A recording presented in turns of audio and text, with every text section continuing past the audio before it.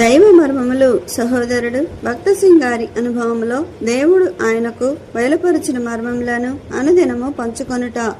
June 21. యెహోవా, నీ మార్గములను నాకు తెలియజేయము, నీ త్రోవలను నాకు తేటపరచుము. కీర్తన గ్రంథము 25 అధ్యాయము 4వ వచనము.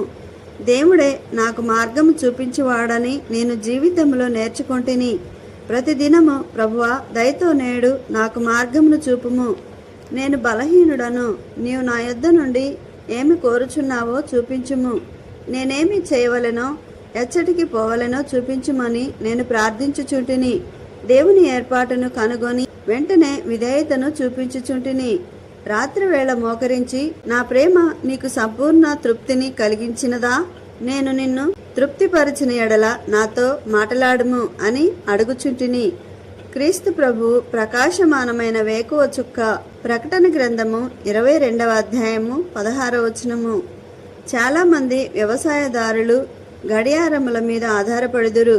పొలములకు పోవలసినను, తెల్లవారుజామున ప్రయాణము చేయవలసినను వేకువ చుక్కను చూచి ఎంత సమయమైనదో గ్రహించి బయలుదేరుదురు.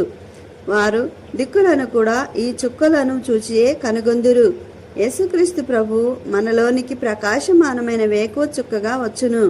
మొదట మన విశ్వాస జీవితంలో కొంత చీకటిని ఎదుర్కొనవలసి ఉండును. తిరిగి జన్మించిన వెంటనే ఎవరును పరిపూర్ణులు కాలేరు.